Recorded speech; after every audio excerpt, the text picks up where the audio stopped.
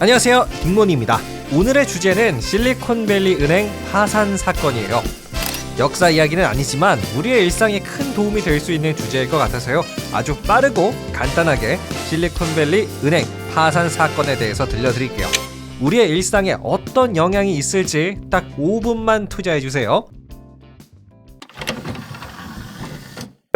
3일 전 3월 11일 날이었어요. 미국의 실리콘밸리 은행이 파산을 했습니다. 망한 거죠.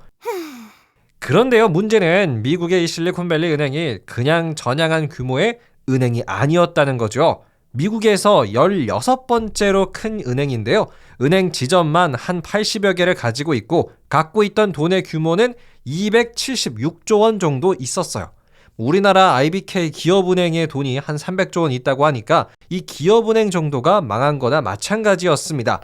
그래서 이렇게 좀 큰 규모의 은행이 망하다 보니까요, 미국에서는 2008년 금융위기가 재현되는 것이 아니냐라는 이야기까지 나오고 있는 상황입니다. 그렇다면 왜 갑자기 지금 실리콘밸리 은행은 파산을 했던 걸까요? 우리가 코로나 때 한번 생각을 해보면요, 금리가 정말 낮았죠. 미국만 봐도 코로나 때 금리는 0.5% 이랬었습니다. 근데 지금 2023년 3월 약 3년 만에 미국의 금리는 한 5% 가까이 됐어요. 인플레이션을 잡기 위해서, 물가를 안정시키기 위해서 내린 미국의 결정이었죠. 그런데 문제는요, 사업하는 미국 기업들 입장에서 높은 금리는 이건 거의 재앙이나 다름이 없습니다. 회사가 매달 갚아야 하는 대출금 더 많이 내야 되고요. 돈을 빌리는 것 자체도 엄청난 부담이 되겠죠. 한마디로 기업을 운영하는 게 정말 힘들어진 세상이 지금입니다.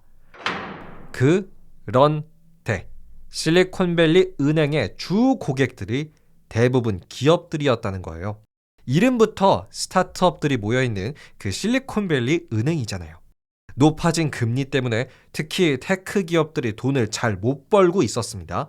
그러면서 이 테크 기업들과 밀접한 연관이 있는 실리콘밸리 은행마저 계속 돈을 잃고 있는 것과 마찬가지였고요. 그래서 실리콘밸리 은행은 안 되겠다, 현금을 마련해야겠다 싶어서 자기네들이 갖고 있던 투자 상품이 하나 있었는데요. 정확히는 국채였는데 이 투자 상품을 손실을 보고 팔아버린 거예요. 자, 여러분, 예를 들어볼게요. 예를 들어서 여러분의 친구가 테슬라 주식 한 100주 들고 있다고 해보죠.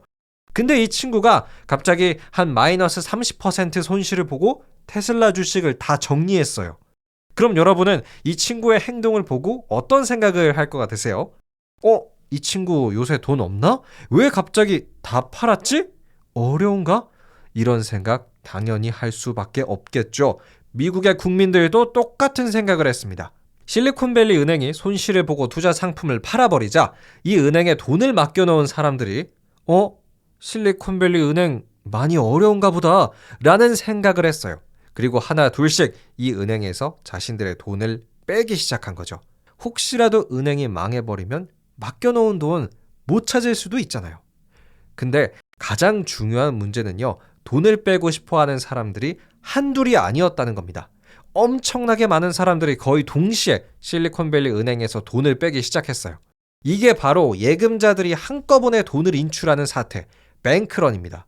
근데 여기서 폭탄이 펑 하고 터지는 게 뭐였냐면요, 실리콘밸리 은행이 요새 사업이 어렵다 보니까 고객들의 돈을 다 못 돌려줬다는 거예요. 한 1조 2천억 원 정도가 모자랐어요. 그래서 이 은행이 파산을 한 거고요. 자, 그러면 이 실리콘밸리 은행이 파산을 함으로써 그 결과가 어떻게 됐을까요? 크게 두 가지인데요. 일단 이 실리콘밸리 은행의 주식이 휴지 조각이 됐습니다. 보니까 우리나라의 국민연금도 실리콘밸리 은행 주식을 한 300억 원어치 샀었더라고요. 그 돈 다 날린 거죠, 국민연금도. 그리고 둘째, 실리콘밸리 은행이 파산을 하면서 미국이 기준금리를 더 이상 안 올릴 수도 있다라는 분석이 있어요.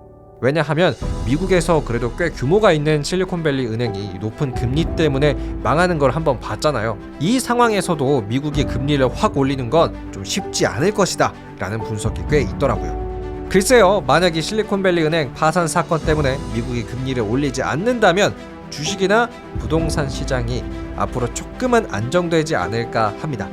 물론 이건 제 개인적인 바람이 좀 더 크고요. 지금까지 아주 빠르고 간단하게 실리콘밸리 은행 파산 사건에 대해서 알아봤습니다. 그럼 내일은 한 번에 듣는 2차 세계대전으로 돌아오도록 할게요. 재미있으셨다면 구독과 하트 부탁드립니다. 감사합니다. 안녕히 계세요.